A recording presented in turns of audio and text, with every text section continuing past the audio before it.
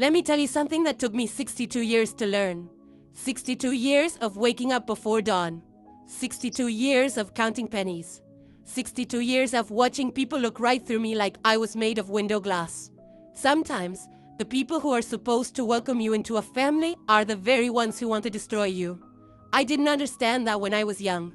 When I was young, I believed that families were safe places. That mothers-in-law baked cookies and taught you secret recipes. That weddings were about love, not war. But life has a way of teaching you hard lessons.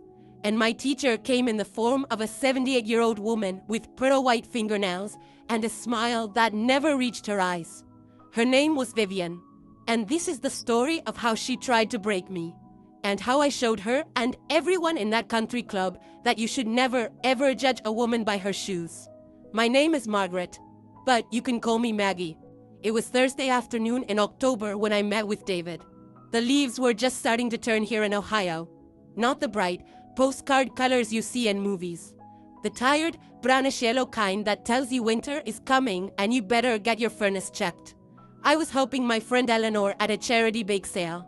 We were raising money for the local children's hospital. Nothing fancy.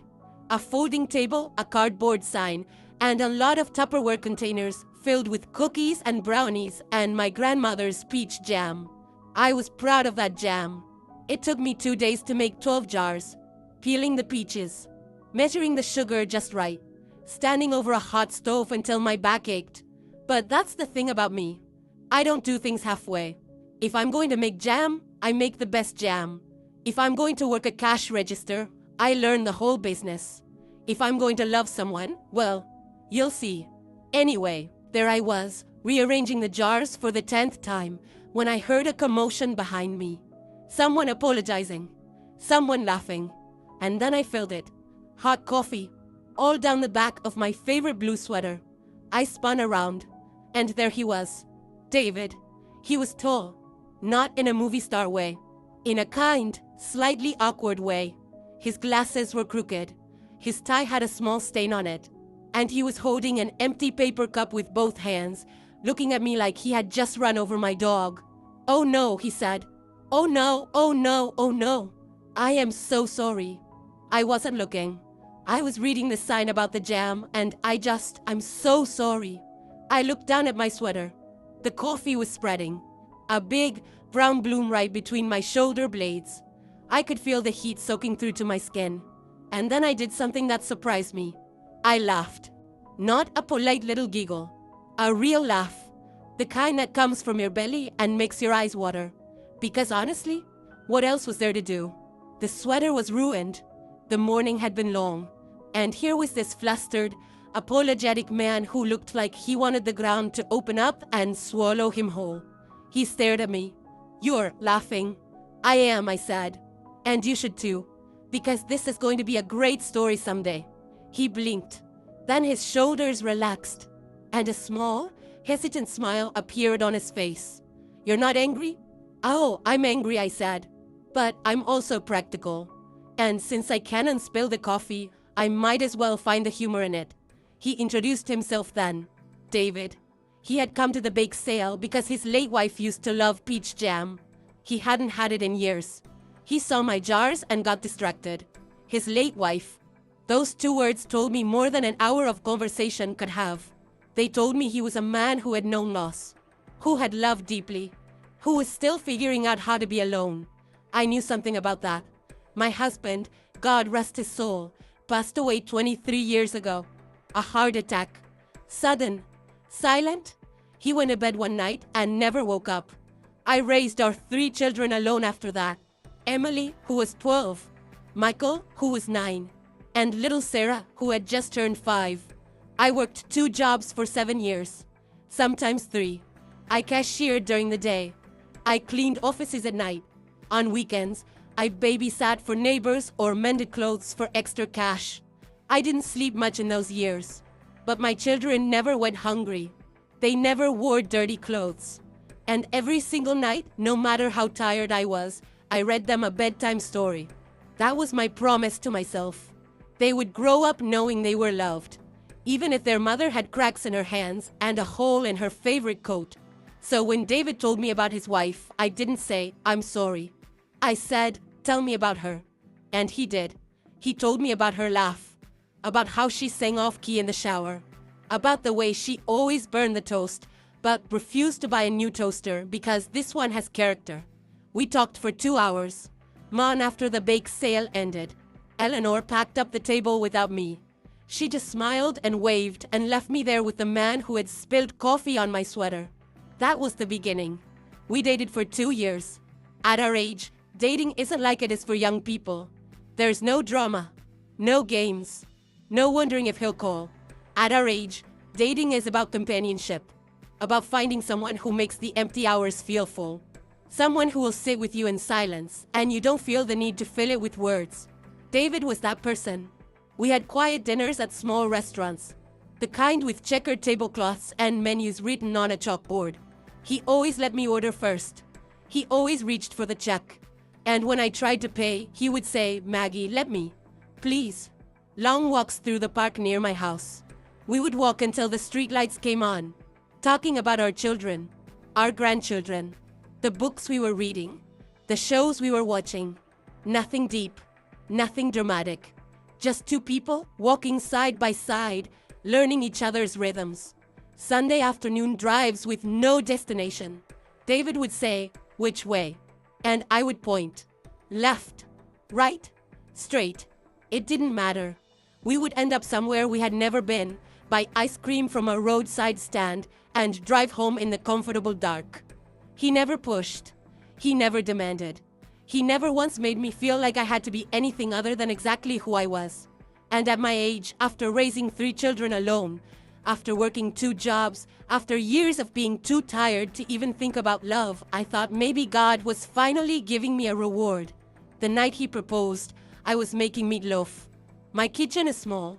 The countertops are Formica from the 1980s. The cabinets don't close all the way. The sink drips when it's humid. But it's my kitchen. I've made thousands of meals in that kitchen. Birthday cakes, Thanksgiving turkeys, soup for sick neighbors, cookies for the church bake sale. That kitchen is the heart of my home. And when David got down on one knee in front of the stove, with the smell of onions and ground beef filling the air, I thought my heart might burst. He didn't have a ring. Not yet. He wanted to pick it out together, he said. He wanted me to have something I truly loved. But he had words. And they were enough. "Maggie," he said, his voice shaking. "I didn't think I would ever feel this way again. After my wife died, I thought that part of my life was over. I thought I would spend my remaining years alone. And I was okay with that. I made peace with it. But then I spilled coffee on a stranger at a bake sale. And she laughed. And I knew. I just knew. You are the last good thing in a very tired world, Maggie. And I don't want to spend another day without knowing you're mine." I cried. He cried. The meatloaf started to burn. I said yes before he even finished the sentence. The happiness lasted exactly 3 hours. That's how long it took for David to remember his mother. We were sitting on my couch, still holding hands, still smiling when his phone rang. He looked at the screen and his whole body tensed. I saw his shoulders rise, his jaw tighten, his eyes go wide. "It's my mother," he said. "Then answer it," I said. "Tell her the good news." He hesitated, just for a second. But I saw it. That tiny pause. That flicker of fear. "Maggie," he said slowly, "I need to tell you something about my mother. She lives in Florida now. She moved there after my father passed. She likes to be involved in my life. Very involved. And she's particular. Particular." I should have asked what that word meant. I should have made him explain. But I was too happy. Too full of meatloaf and dreams. I just smiled and said, "Everyone's mother is particular, David. It'll be fine. He took a deep breath and answered the phone. I didn't hear her side of the conversation, but I heard his. Hello, mother. Yes, I'm fine. Yes, the doctor said my blood pressure is good. No, I haven't forgotten to take the vitamins you sent. Mother, I have some news. I'm engaged. There was a long silence. David's face went pale. Her name is Margaret. She's 62. Yes, she's retired. She worked at a grocery store. Mother, please. I know she's not what you expected, but I love her, and I want you to meet her. We'll come to Florida next week. Please, just give her a chance. He hung up. He wouldn't look at me. She's excited to meet you, he said, but his voice told a different story. That night, I couldn't sleep. I lay in my bed, staring at the ceiling, listening to the drip of the kitchen sink. And I thought about what David had said. Particular. What he really meant was, my mother, Vivian, has never approved of anyone I have ever loved. And she has a very sharp tongue. I should have listened to that hesitation. I should have known what was coming. But I didn't. Because I wanted to believe that love was enough. That kindness would win. That a woman my age had earned the right to be happy without a fight. I was wrong. We drove to Florida the following Thursday. 11 hours in David's old sedan. The air conditioning didn't work well. The radio only picked up country stations. By the time we crossed the state line, my legs were stiff and my back was sore. But I didn't complain. I was nervous. More nervous than I wanted to admit. I had spent the week preparing. I bought a new dress. Navy blue with little white flowers. Not expensive. I got it at the department store on clearance. But it was pretty. And it made me feel like someone worth meeting. I made a basket of homemade jams. Peach, like my grandmother taught me. Strawberry from my own garden. And a small jar of fig, because I'd heard Florida people liked figs. I wrapped them in a clean dish towel. Tied a ribbon around the handle. Practiced my best smile in the rearview mirror at every rest stop. Vivian lived in a gated community called Palm Vista. I had never been to a gated community before. There was a guardhouse at the entrance. A man in a uniform checked David's name on a list before raising the metal arm. The houses inside were huge. White stucco, red tile roofs, palm trees planted in perfect rows. Every lawn looked like a carpet. Every driveway had a car that cost more than my house. I felt small, out of place, like a dandelion in a rose garden. But I straightened my spine. I held my jam basket tight. And I told myself, you are Margaret Collins. You raised 3 good children. You worked hard your whole life. You have nothing to be ashamed of. Vivian's house was at the end of a cul-de-sac. It was the biggest one. 2 stories. A fountain in the front. A door that looked like it belonged on a castle. David parked the car. He turned to me. His hands were shaking on the steering wheel. Maggie, he said, whatever she says, just remember that I love you. What do you mean, whatever she says? He didn't answer. He just got out of the car and walked to the front door. I followed. My heart was pounding so hard I could feel it in my throat. The door opened before David could knock.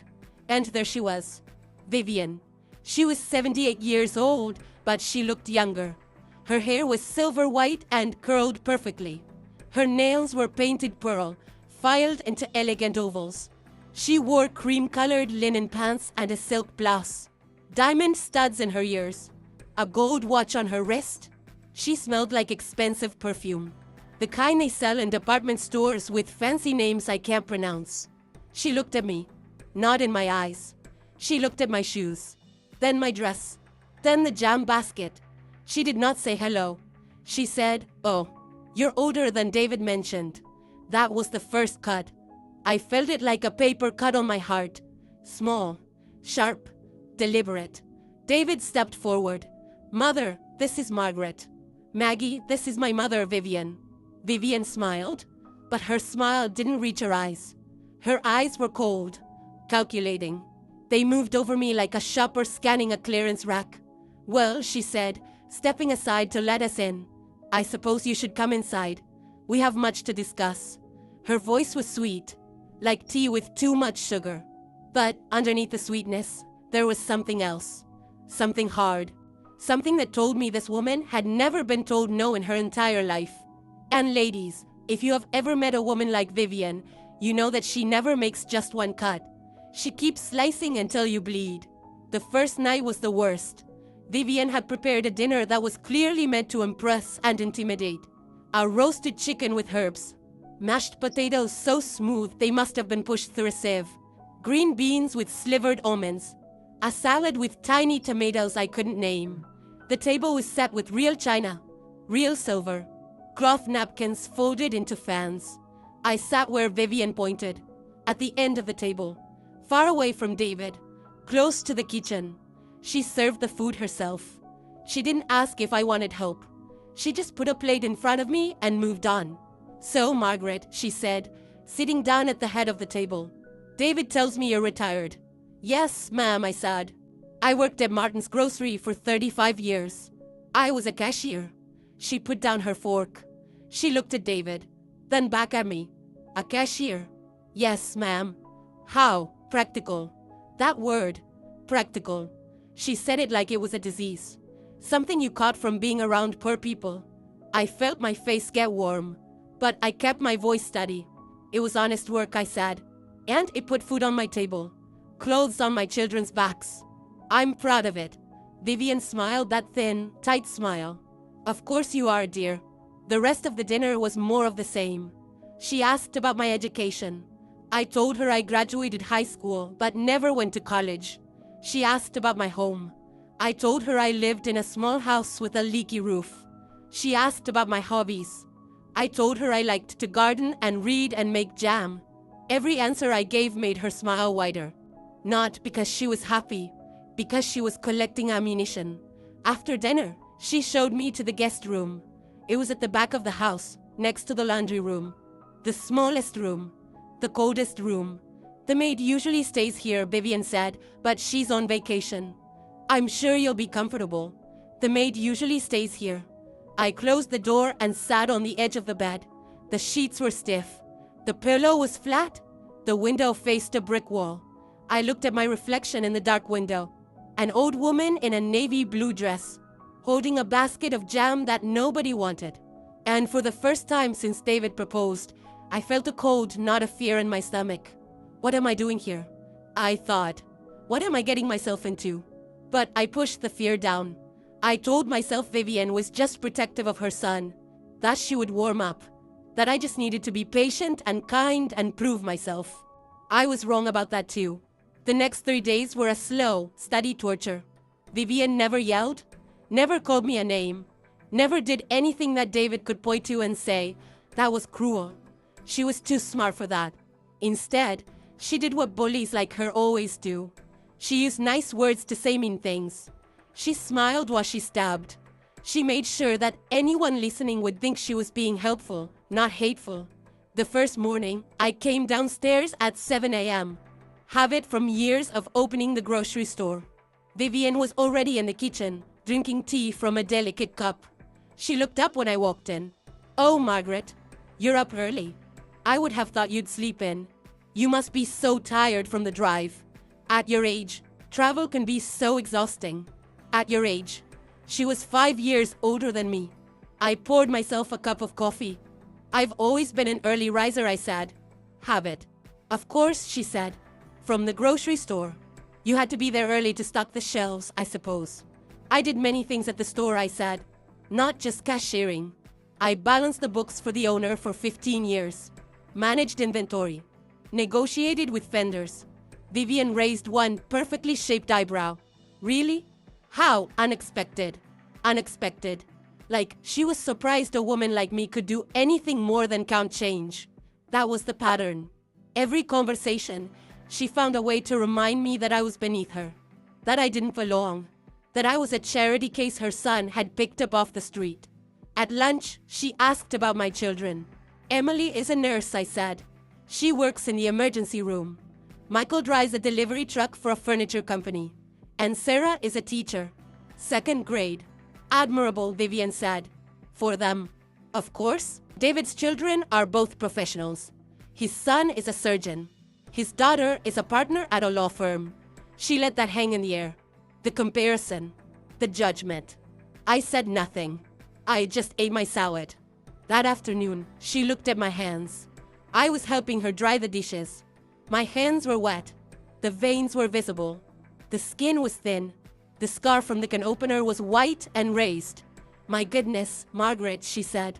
You have worked hard, haven't you? She said it like it was a tragedy. Like working hard was something to be pitied. Something that had ruined me. Yes, ma'am, I said. I have. And I'm proud of it. She just smiled. That thin, tight smile. And she said, of course you are, dear. But her eyes said something else. Her eyes said, you poor, sad, uneducated thing. You don't even know what you don't know. That night, I called my daughter Emily. I sat on the edge of the maid's bed, with the brick wall outside my window, and I whispered into the phone so Vivian wouldn't hear. Mom, Emily said, you sound sad. What's wrong? Nothing, I said. I don't think David's mother likes me. Likes you? Mom, you're the most likable person I know. What's not to like? I almost laughed. Almost. She thinks I'm not good enough for David, I said. Because I didn't go to college. Because I worked at a grocery store. Because my hands look like I've used them. Emily was quiet for a moment. Then she said, Mom, listen to me. You are the strongest woman I know. You raised us alone. You worked until your feet bled. You paid for my nursing school with money you saved in a coffee can. If that woman can't see how amazing you are, that's her problem, not yours. I wanted to believe that. I really did. But I also wanted Vivian to like me. I wanted David's family to welcome me. I wanted to sit at the big table, not the end of it. So I kept smiling. I kept helping with the dishes. I kept listening to Vivian's stories about her bridge club and her charity galas and her friends who lived on yachts. And every day, she found a new way to remind me that I did not belong.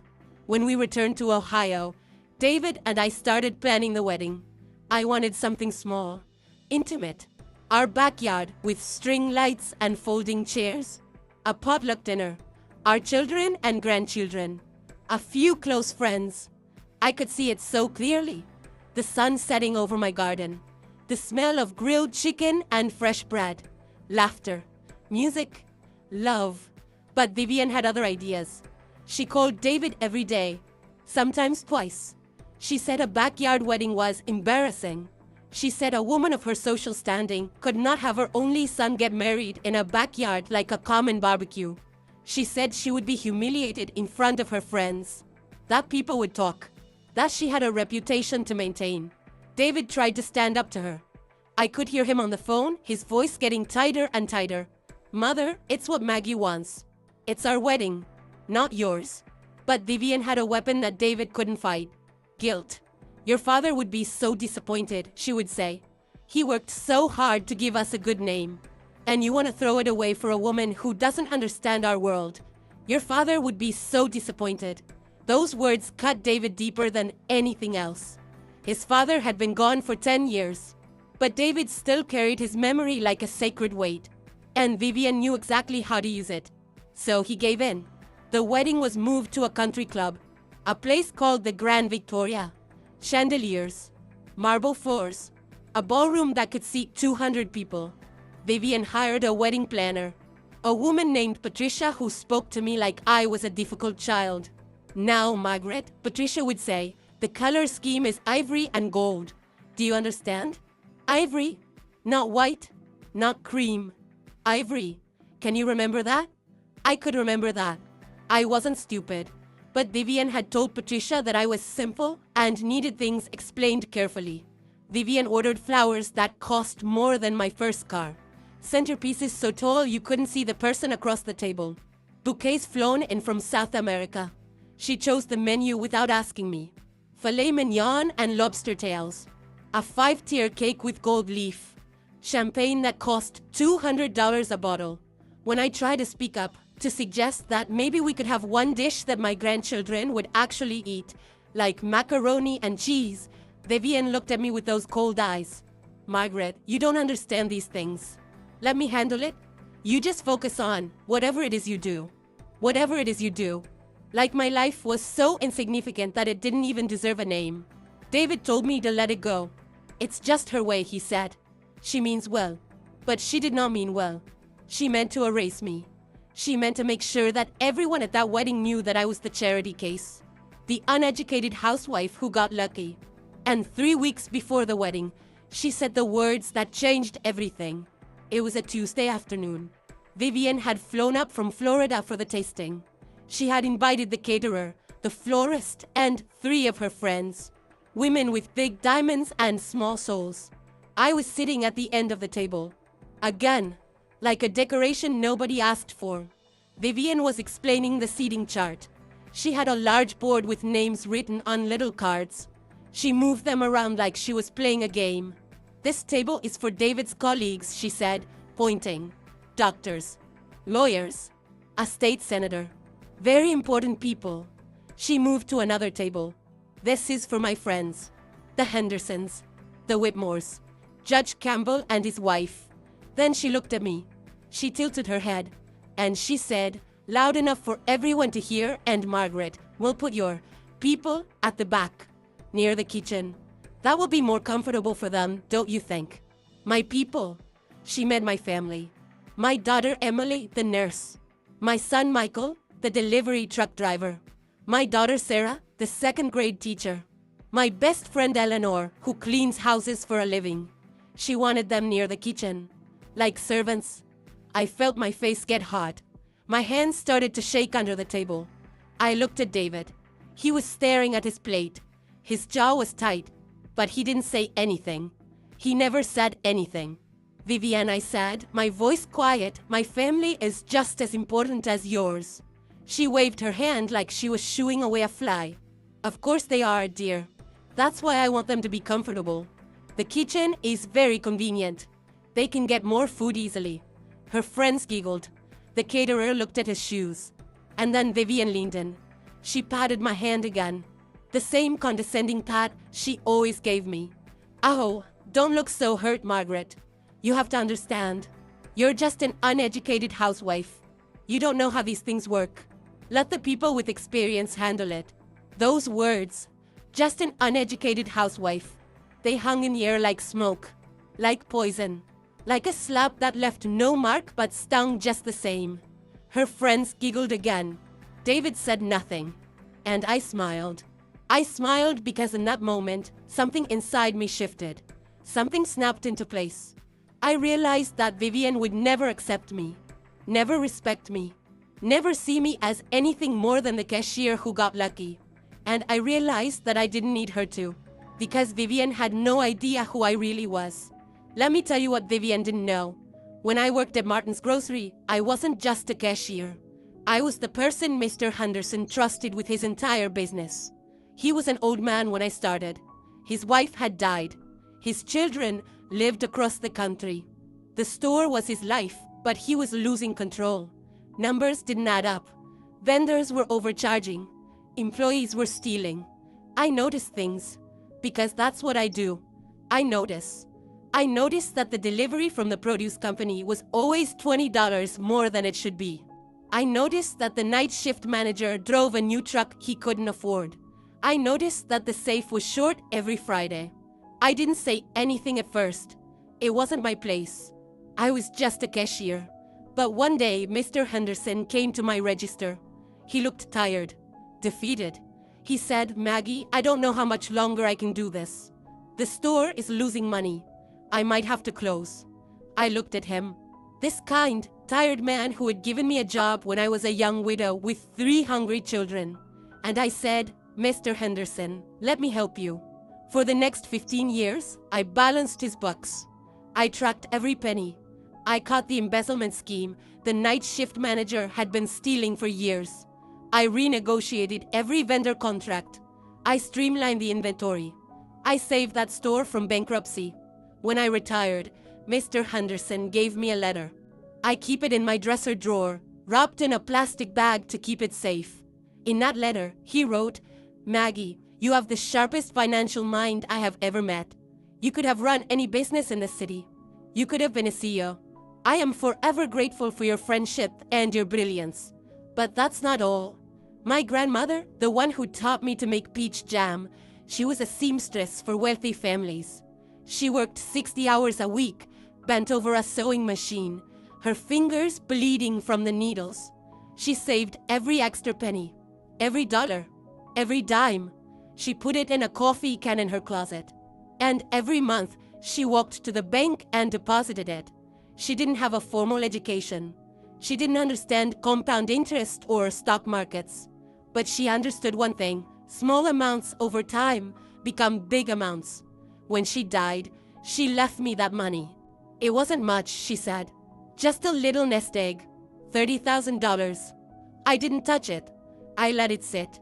And then, when I was 45, I met a retired financial advisor at my church. His name was Mr. Goldstein. He was 80 years old and sharp as a tack. He taught me about investing, about diversification, about the magic of compound interest. I read every book the library had on finance. I studied. I learned. I made mistakes. I lost money on a few bad bets. But I learned from those mistakes. And over 30 years, that little nest egg grew. It grew into something very, very substantial. I was a millionaire. Not showy wealth, not yacht money, but enough to never worry. Enough to help my children buy homes. Enough to put my grandchildren through college. Enough to donate $2 million to organizations that teach financial literacy to single mothers. I never told anyone. Not my children. Not David. Not my best friend Eleanor. Because I wanted to be loved for me. Not for my money. And frankly, I didn't care about the money. I cared about my family. I cared about my garden. I cared about peace. But Vivian cared about status. She cared about appearances. She cared about who had money and who didn't. And she had just called me an uneducated housewife while sitting on a country club chair that I could have bought and sold 10 times over. I didn't say anything that day. I finished the tasting. I kissed David goodbye. I drove home to my little house with the leaky roof. And I started to plan. 2 weeks before the wedding, Vivian crossed a line she could never uncross. It happened at a bridal luncheon she insisted on hosting. She invited 40 women, all her friends, all David's colleagues' wives, and me. The luncheon was at another country club, a different one, even fancier. Crystal chandeliers, fresh flowers on every table, waiters in white gloves. I wore a simple blue dress. My daughter Emily helped me with my hair. She pinned it up in a twist, the way I used to do for her when she was little. "You look beautiful, Mom," she said. "Don't let them get to you." I promised her I wouldn't. But when I walked into that room, the conversation stopped. 40 women turned to look at me, and I saw it on their faces. Judgment, curiosity, pity. Vivian was standing at the front of the room, holding a microphone. She was giving a speech about her son, about how proud she was, about how she had rescued this wedding from being tacky. "And isn't it wonderful," she said, "that David found someone to keep him company in his golden years?" Of course, she doesn't come from our background. She doesn't have our education. But she is sweet, in her own way. The women laughed. A polite, cruel laugh. My daughter Emily was sitting next to me. I saw her hands clench into fists. Her knuckles went white. "Mom," she whispered, "let me say something. Let me tell her." I put my hand on hers and squeezed. "Not yet," I whispered. "Not yet." But Vivian wasn't finished. She walked over to me. She put her hand on my shoulder like I was a prop. A decoration. Something to be used and then put away. "Margaret, dear," she said into the microphone, "why don't you say a few words? Tell everyone about your career." She said career like it was a dirty word. I stood up. My legs were shaking. My heart was pounding. I took a deep breath. And I said, "I worked at a grocery store for 35 years. I raised 3 children alone. And I am proud of every single day of that life." The room was silent. Vivian's smile was frozen on her face. You could have heard a pen drop. And then one of her friends, a woman in a leopard print dress with too much jewelry, whispered, just loud enough for everyone to hear, "Well, at least she's honest about being uneducated." That was the moment. The ultimate insult. Not just to me. To every woman who has ever worked hard, who has ever sacrificed, who has ever been looked down on by someone who thinks money makes them better. I sat down. I finished my lunch. I thanked the hostess. I smiled at every single woman in that room. And then I drove home. That night, I made 2 phone calls. The first was to the president of the National Women's Economic Forum. Her name was Dr. Angela Reed. She was a powerhouse. A woman who had built an organization that helped thousands of women achieve financial independence. I had been donating to her organization for 10 years. Quietly, anonymously. But she knew my name. She knew my story. She had been asking me for years to speak at their annual gala. I had always said no. I was shy. I didn't like attention. I didn't want to stand on a stage and talk about myself. But that night, I called her and said, Angela, I'll do it. I'll speak at the gala. And I want you to introduce me with my full title. The gala is the same night as your wedding, she said. I know, I said. That's the point. The second phone call was to my lawyer. A quiet, sharp woman named Mrs. Patricia Okonkwo. She had handled my investments for years. She knew everything. Patricia, I said, I need you to prepare some documents. And I need you to be at my wedding. What kind of documents? The kind that prove who I am. Bank statements. Investment portfolios. The letter from Mr. Henderson. The honorary doctorate from the university. Maggie, she said slowly, are you sure?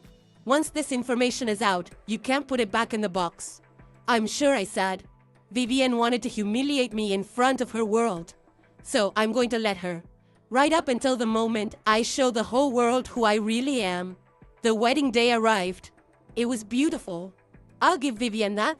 The Grand Victoria looked like a palace. Flowers everywhere. Chandeliers sparkling. A string quartet playing something classical and expensive. I walked down the aisle in a simple cream dress. No lace. No train. No diamonds. Just me, in a dress that made me feel like myself. David cried when he saw me. His eyes filled with tears. His hands shook when he took mine. You're beautiful, he whispered. You're not so bad yourself, I whispered back. And for a moment, just a moment, I almost forgot about the plan. I looked at David's face, so full of love, and I thought, maybe I don't mean to do this. Maybe I can just let it go. Maybe peace is better than victory. But then I saw Vivian in the front row. She was wearing white. White. At her son's wedding. A long, flowing white dress. Like she was the bride. Like I was invisible. And she was smiling. That thin, tight, victorious smile. Like she had won.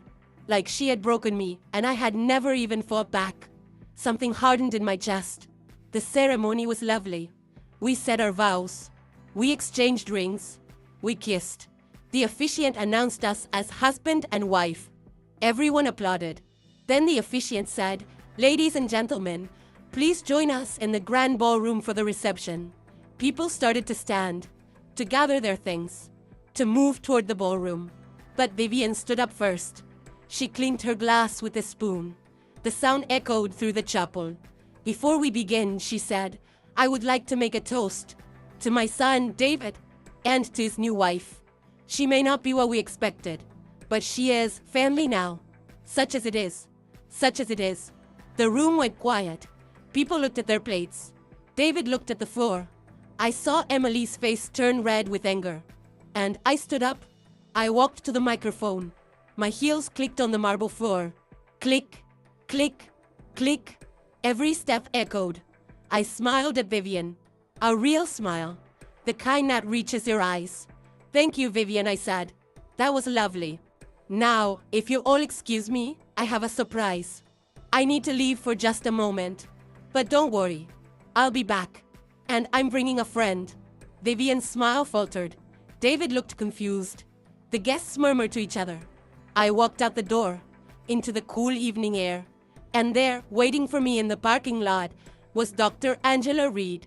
Behind her were 3 television cameras, a photographer from the city's biggest newspaper, and my lawyer, Patricia Okonkwo, holding a leather portfolio. Ready? Angela asked.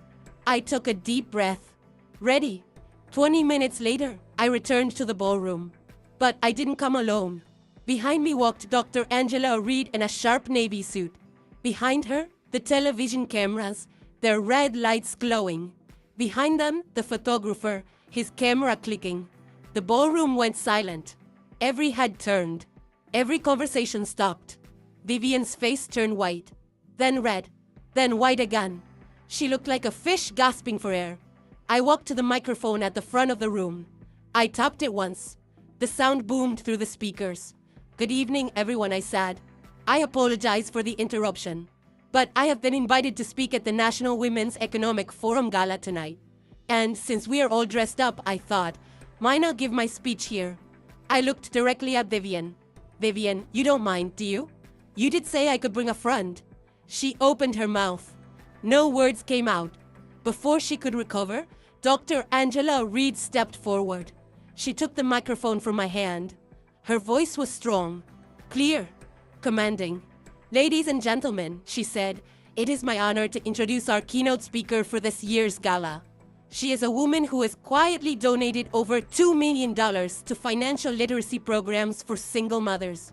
She is a self-taught investor who turned a small inheritance into a portfolio that most Wall Street professionals would envy. She is a woman who spent 35 years as a cashier at a grocery store, not because she had to, but because she loved serving her community." She paused. The room was so quiet you could hear the ice melting in the champagne glasses. "Ladies and gentlemen, please welcome Dr. Margaret Elizabeth Collins." Dr. Collins. 3 years ago, a university had given me an honorary doctorate for my work in financial literacy. I never used the title. It felt pretentious. It felt like something Vivian would do. But Vivian wanted to call me uneducated. So tonight, I would let the world see my real name. I stepped back to the microphone. My hands were shaking. My heart was pounding. But my voice was steady. "Thank you, Angela," I said. "Thank you all for being here. I know this isn't what you expected when you came to a wedding. But life is full of surprises. Isn't it, Vivian?" Vivian was sitting in her chair. Her white dress looked ridiculous now. A costume. A joke. Her hands were gripping the arms of her chair so hard her knuckles were white. I didn't talk about money. I didn't brag. That's not who I am. I talked about my grandmother. About her bleeding fingers and her coffee can full of dimes. About the way she taught me that small things, done consistently, become big things. I talked about working the night shift at the grocery store. About reading investment books by flashlight so I wouldn't wake my children. About making mistakes and losing money and learning to get back up. I talked about every woman who has ever been told she wasn't good enough, smart enough, rich enough, educated enough. And then I looked directly at Vivian.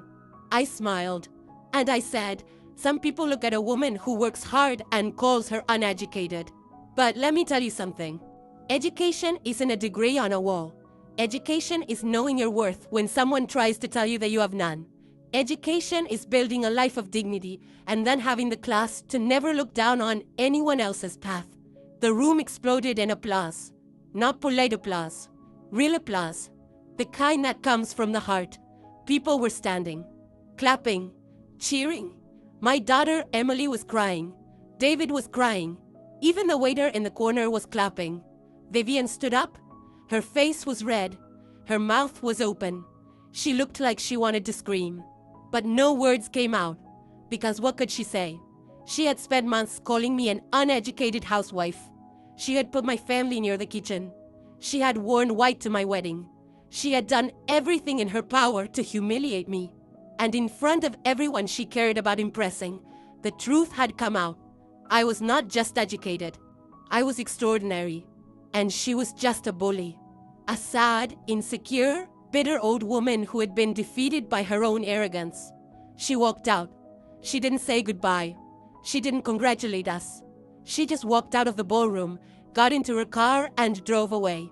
I watched her go. And I felt nothing. No satisfaction. No triumph. Just a quiet sense of peace. The fight was over. And I had won by simply telling the truth. David and I have been married for 3 years now. We live in my little house. The one with the leaky roof. I fixed the roof, by the way. With cash. Paid a nice young man from down the street. Took him 2 days and a case of soda. The roof doesn't leak anymore. David retired last year. He spends his days in my garden, planting tomatoes and arguing with the squirrels. He's happy. I'm happy. We're happy. Vivian calls sometimes. She's different now. Quieter. She doesn't make insults wrapped in nice words anymore. She asks about my garden. She asks about the grandchildren. She asks about the jam. She's trying. And I let her. Because I believe in grace. I believe in forgiveness. But I also believe in boundaries. She is never allowed to plan another event in my life. Ever. The wedding? We had a second one. A real one. In the backyard. With string lights and folding chairs. A potluck dinner. My daughter Emily made a macaroni and cheese that would make you cry. My son Michael grilled hamburgers. My daughter Sarah brought cupcakes she made with her second grade class. All my people sat wherever they wanted. Near the kitchen. Far from the kitchen. It didn't matter. Because there was no kitchen. There was just us. Together. Eating and laughing and loving. It was the best day of my life. Here is what I want you to remember, dear listener.